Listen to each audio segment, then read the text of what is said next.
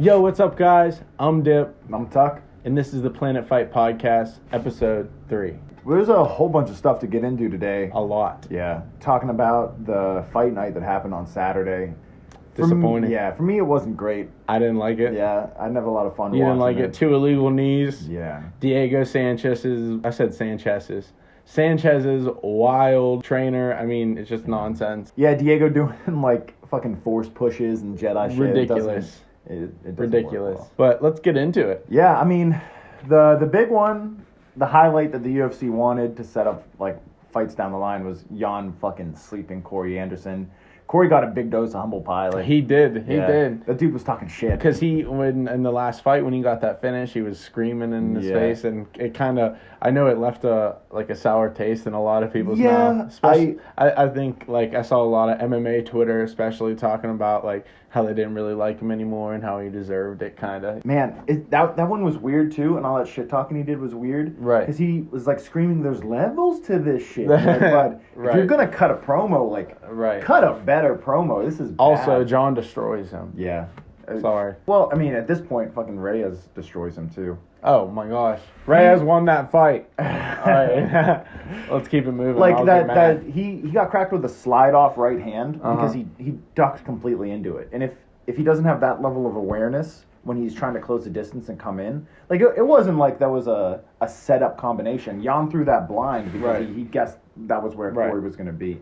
Yeah, so Corey he should have been on the legs. Mm-hmm. It should have been the most boring fight you and I have ever seen. Yeah, he should have tried to wrestle. Yeah. Dude, Diego got worked over as well. That was a bad one to watch. Diego did, and that dude, Michel Pereira, is a beast. He just flies around. Who is that, when you first got me into the UFC, who is that, guy you got that I liked his karate? Shinshu, Kung Lee. Yeah. He reminds me of Kung Lee, just doing whatever he can to put on a show. Yeah. Seems like he fixed his cardio issue, too, because he had that in other fights. Or he was just fighting Diego Sanchez. Yeah, and it's easy to have cardio when you're doing what you want. Right. Did you see how Diego came into the fight? When he came in, he was like... People are making memes out of it. I don't looked hilarious. I don't get what he's doing with his career anymore. Like, you're one of the all-time favorites, like fan favorites. You're up there with Donald Cerrone, with like people who will people are always going to tune in to watch you fight because you're Diego Sanchez. Like you're the original Ultimate Fighter. But at a certain point, you're just kind of like rubbing it raw when you don't need to. Like he needs to get back in with a normal camp. Yeah. If he wants to continue fighting, he needs to get back in with a normal camp. Even if he wants to keep that guy in the corner, whatever, but... that ain't it. He needs to fucking toss that dude. Like, get so far away. That's like some chi bullshit that is just silly. It's like when you have buds, and they're like, yeah, man, I did Kung Fu for like 6 years when I grew up. I'm a bad at the Y. Yeah, the YMCA. It's like, buddy, I will squish you and you'll be shitting out bone shards for the next 2 months. Like, don't play games. It's not the same. Dude, there were a blue belt with 2 stripes before their mom pulled him out. I don't know, man. That Diego Sanchez and his trainer. I mean, we talked about how he was on Ariel's show. He like jumped on Ariel. He was like, why don't you tell him to go to my website? You won't say that. And Ariel was like, whoa, easy, man. He's like, stop coming at me. Like, kind of funny. Yeah, when you're that defensive, something's going on. Right. Like, you're a bit of a shyster. He's a clown. Yeah. Well, the rest of the card, like you and I were both excited for Brock Weaver. That sucked. Yeah. It did seem, although I'm a big Brock Weaver fan, it seemed like he came out slow. Yeah. But he was starting to pick it up. It looked like he kind of tired him out with that submission attempt. Yeah. Like, and he is a jiu-jitsu guy. I believe they said he's a brown belt. But it just sucks. That illegal knee was pretty clear. Yeah. I mean, I don't know. He was on his butt was on the ground. Yeah. Hand was on the ground, and he just went boom. I think he was just caught up in the moment. Yeah. He was in kill mode. Yeah, I'll give it to Brock. Like, it's his UFC debut. He's coming in with like a lot of support because he has essentially a nation behind him. Right. That's a lot of pressure, and I think he just had to get his groove in, settle into the fight, and get more than a few minutes. I wish they could have stood back up. They didn't get a chance to stand back up because he's pretty good. Like, he throws really good body shots. Yeah. Instead, he just took that knee. Yeah. And I don't know if you saw, one thing I thought was really cool. He took that knee, and then the dude hopped on him. tried to punch him again, and he slipped right to the right. Like, he just missed, so he didn't take it. Like, it was sick. Like I think a lot of guys would have ate that second shot because the ref didn't get there in time. Yeah, dude. That's savage. Yeah, but you see the difference between the two disqualifications where Brock was fucked up. Like, that He was messed up. Yeah. Diego and he wanted to keep going. Yeah, he did. Diego kind of played to the and he said if I can't go anymore, like, he's like, I win. Is it a disqualification? Like, well, at that point, I can see that you're gaming the system. Right. And I get, like, you want your win bonus. But what the ref should have done was go to the scorecards, because you're in the third round. Exactly. And have the judges judge on the fight previously. Because they can do that. Like, they can look at the first, second, and that half of the third and be like, well, right.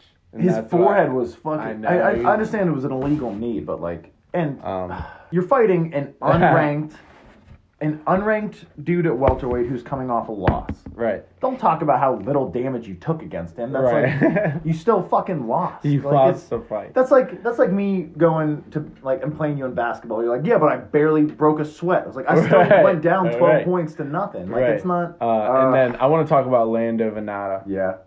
Because he's a beast, dude. Literally, I love watching him fight. He's so exciting. Who did he fight? Yancey's a dog too. Yeah, dude, that was a good fight. It was awesome. They were both slugging. Yeah. But his style is just crazy. I like watching him. Yeah. Ray Borg missed weight again. Said he would retire if he ever did. I'm not gonna hold his feet to the flames. We won't talk about that. He said he promised to. He should move up. Yeah. At that point, you're not even performing at your best. Right. There's so much going on there. He got the dub though. Yeah. So. Is there anything else that happened? That John Dodson KO was nice. Yeah, John Dodson, that was sick. Yeah. Then that Eddie Bravo black belt locking dudes up. Daniel Rodriguez, he's a beast. Yeah. He's nasty. He was scary, man. Yeah. He was scary. I wouldn't want to be in there with him. I mean, I don't like playing with any of those 10th Planet dudes because they have such weird... Like, I've had... The last time I rolled with a 10th Planet dude, he sat to half guard, and I was like, what is the point here? Like, what are we Catch trying? you slipping. Well, they just do such weird shit that you don't see it on a regular basis. Where if, like... You gotta adapt. Shit you've never seen. They're doing stuff that you've never seen before. Yeah. That's what... If you would go against me... You would see a lot of stuff you haven't seen before. Extreme punches that you can never imagine. We'll leave this fight card alone. All right, so what fight night was that? 7. So that was fight night 167, and we're on to the next one. Felder versus Hooker.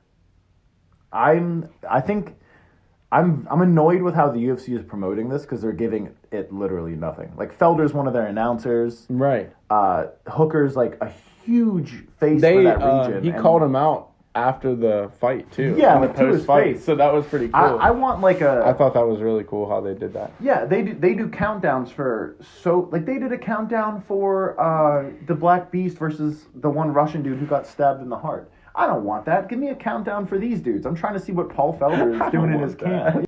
You don't want to see the Black Beast against the Russian guy. No, not one bit. Yeah. Well, I've been watching a lot of Paul Felder and Dan Hooker highlights. Yeah. And they're both savages, man. I think it's cool how they had the whole build up, how he did it after the fight, and he said, like, I have a lot of respect for you, you know, but now they're like kind of like, it's like, screw you, we're about to fight, you know what I mean? So that's cool, and then they'll be cool after the fight. Yeah. So that's what's cool about it. Paul Felder's thing is, like, he's just such a tough motherfucker that he has... His whole style is essentially about hating you and, like, biting down on his mouthpiece and pushing forward and breaking your will.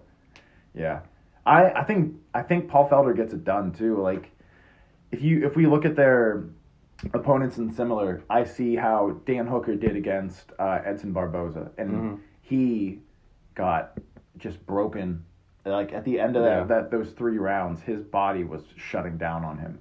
And at the end of 3 rounds versus Edson Barboza in his last fight, Paul Felder was coming on strong and putting on a show and, like, starting to land more, ripping Barboza with counter shots, like setting up hooks from the inside, pushing in, and then when Barboza would circle off, would counter him. It was really good, really good work.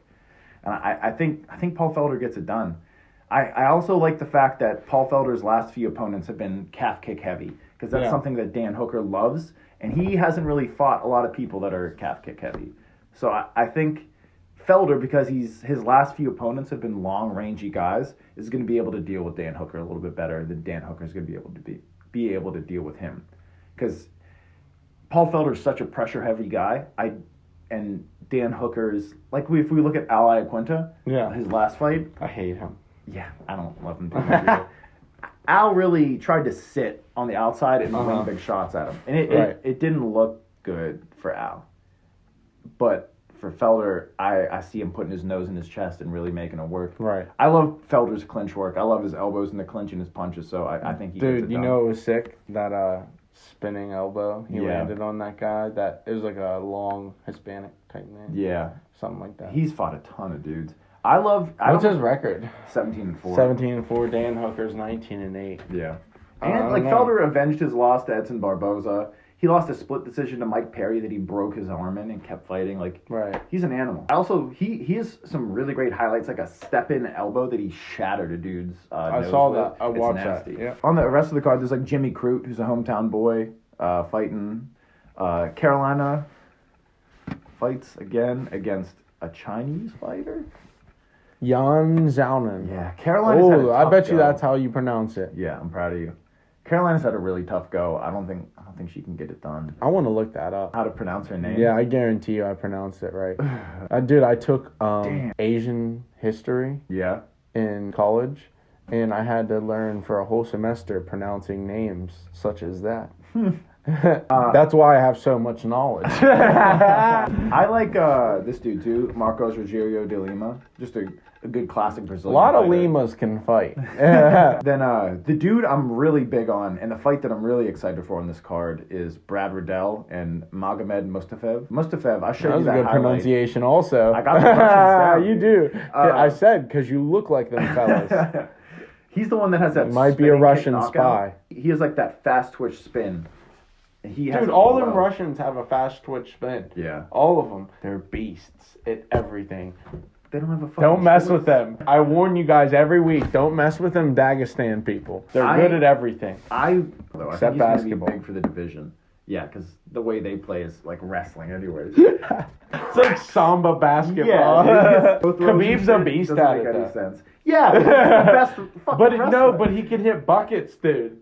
He hits them buckets from like... He hits buckets after he fucking throws the nearest defender 10 feet away. They're like, all the Americans quote it like travel. Yeah. Did you watch Riddell versus Malarkey, perchance? No. Riddell cracks, dude. He's a K... I think he was in K1.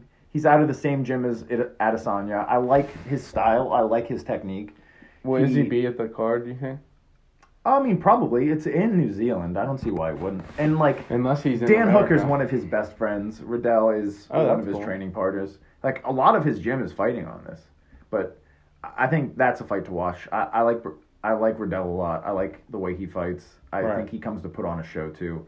Like, at the end of 3 rounds, when him and this dude just cracked and dropped each other and went to war, they were on, like, he defended a takedown, and they were too tired to stand all the way back up, so they were on their knees. And he just hit him as hard as he could off his knees, and the bell rung, and he just collapsed. And I like that. I like dudes that fucking go for broke. I like guys that... Yeah. The undercard is a lot of guys I don't know. I was really excited for Tyson Pedro to return, but he hurt his knee. Jake Matthews, Emil Meek is a good fight. Emil Meek is the dude who looks like a Viking that's fucking shredded. Like you showed me. Jacked, yeah. He's a good fighter. Jake Matthews is really good as well. His grappling's pretty on point. Then my other one to watch in this is Angela Hill fighting Look Boonmi. She was on Joe Rogan. Yeah. Gave a really good that was a interview. great Joe Rogan podcast. Yeah. Dude, she didn't start fighting until she was 24. Yeah. That's nuts. How old is she now? See, I always tell Tuck, I can be the lightweight champ. And he says it's too late. He says you're going to run into wrestlers. But listen, Angela Hill just gives me hope. Tucker, I'm going to be the lightweight champ by 2030. Yeah. I have 10 years. We got to start training next week. Yeah. Her last fight was really good. I just like her attitude going into this, and the fact that she's trying to fight as often as she is and being as active as she is, I think that speaks. That'll give her popularity too. Yeah. Because dude, how about they already booked Shevchenko? Again? I know. She didn't get Quick touched. turnaround. Like, what do you? Yeah, it is what it is. JoJo trains. Love to see it. JoJo trains out of CSA, and I think it's San Diego, and that's like one of the best striking gyms in the world. Like they're the Muay Thai fighters they create. Yeah, she stays there, right? She doesn't. Yeah. It's like it's Dream Killer Bolanos in Bellator, the dude with all those spinning elbow knockouts. Kevin, the Soul Assassin Ross, one of the best American Muay Thai fighters ever. Like, he's so good. Andre Touchy-Feely, that UFC fighter I like, who's super technical, just lost his last fight. So many like really, really great strikers. Like Henry Cejudo uses their striking coach. Team Alpha Male sends guys down there to get like their striking touched up. Yeah, I mean, so JoJo has a chance. It's just like fucking Shevchenko.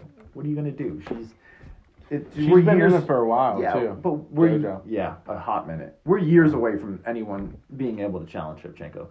Her skills have to degrade a little bit. What about Cejudo?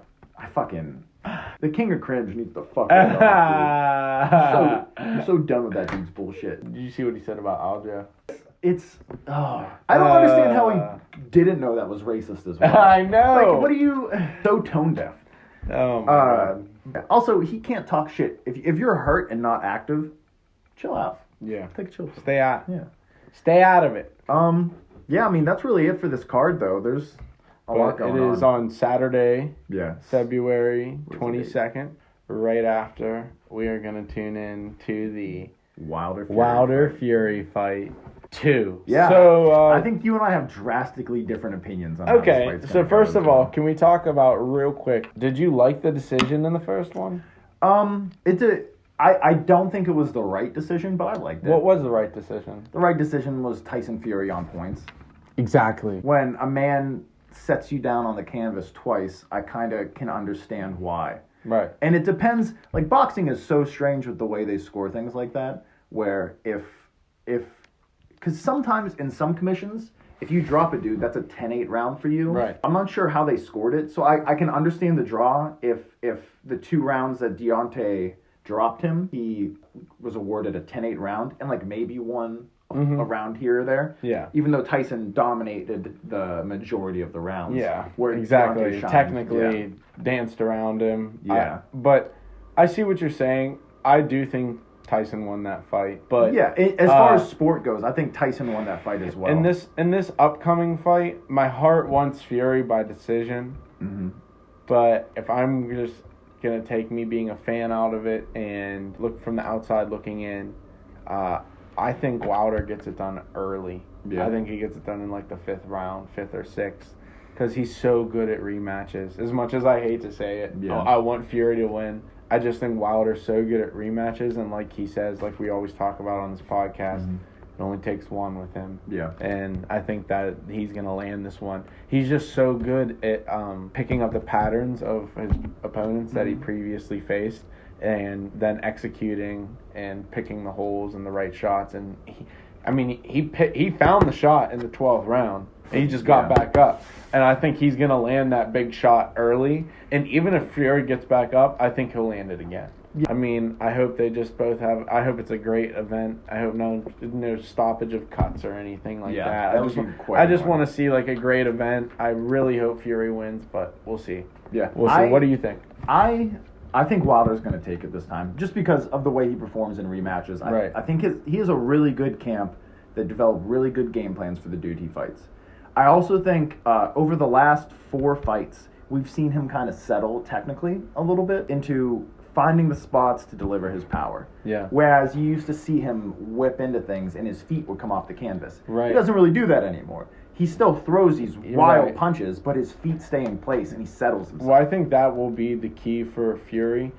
He needs to dance around him, kind of do the same things he did in the beginning. Because he definitely stunned him throughout in the beginning. Yeah, throughout that fight. He stunned him, and he's a big boy, and if he's hitting you...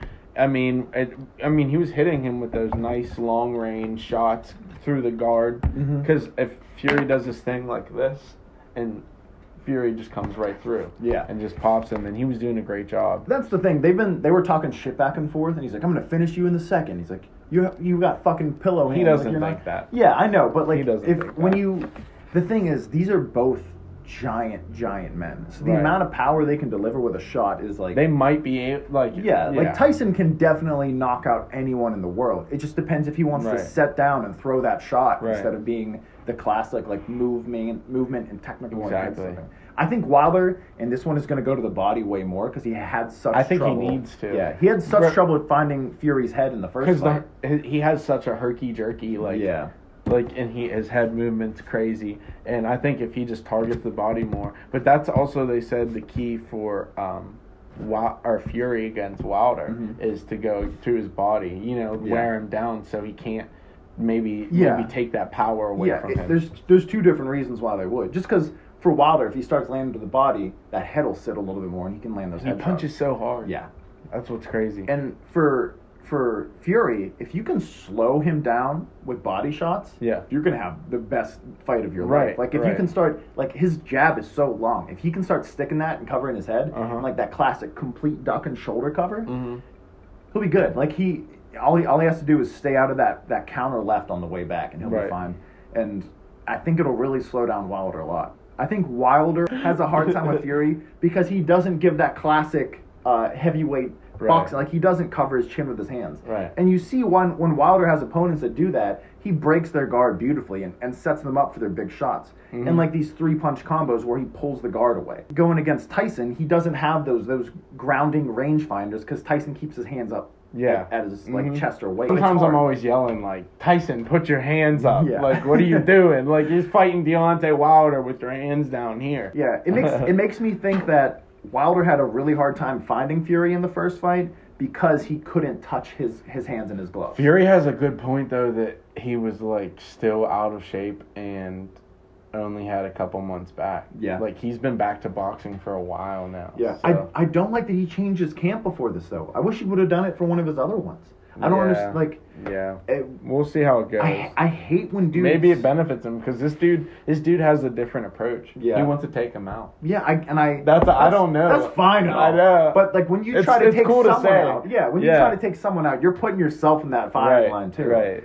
And it only takes one. Yeah, it only takes one. Just like when you and fight not even like a it takes one like strong tap. Right. You're going down. It might not be out. Dude, but when he hit Luis Ortiz, with that, I couldn't believe it. I was watching the fight like, all right, finally Deontay's gonna lose. I'm like, dude, a fucking hater. Dude, he's getting his ass kicked. He was getting his ass kicked, was he not? Yeah, I mean, yes, but you're okay. I don't like fighters. The only fighter I like that gets his ass kicked the whole fight and then wins at the end is Black Beast. Yeah. Exactly. That Derek Lewis. He's the only one I'll give the exception. Everyone else, they frustrate. Because that's bull. You gotta be a good fighter. I don't want none of that cop-out stuff. I don't love Muhammad Ali then because Muhammad Ali did the rope-a-dope for the full 12. Oh, he was still moving. Here. You better take it back. I'm not. I think Wilder gets it done in the first 6. I do. But if I'm taking 5. Yeah, if it goes the distance, I think Fury has. Oh yeah, if it goes the distance, do you think Fury's gonna be all like tongue out and? Yeah, I think, dude, I think he's gonna try to put on a show. Yeah. 'Cause in his mind, he won that first fight. Yeah. So he's like, I've gotten better in that time. I'll do the same thing. Yeah, it's gonna be great. But the thing that everyone's like is like, Fury's back in shape. Like, the entire time Fury was just trying to get back in shape. It's not like he was. Like, Wilder has been in shape and been working on his technical skills. So you're going to see, like a Titans Clash kind of moment. I'm very excited for this. Because we legitimately have the 2 best heavyweight boxers in the last 20 years fighting each other. Anthony Joshua can go fuck right off right now. Like, Wilder would KO him, and Fury would would embarrass him. Right. Yeah, it's the way it is. Speaking of the heavyweight division, Ruiz. What do you think about him?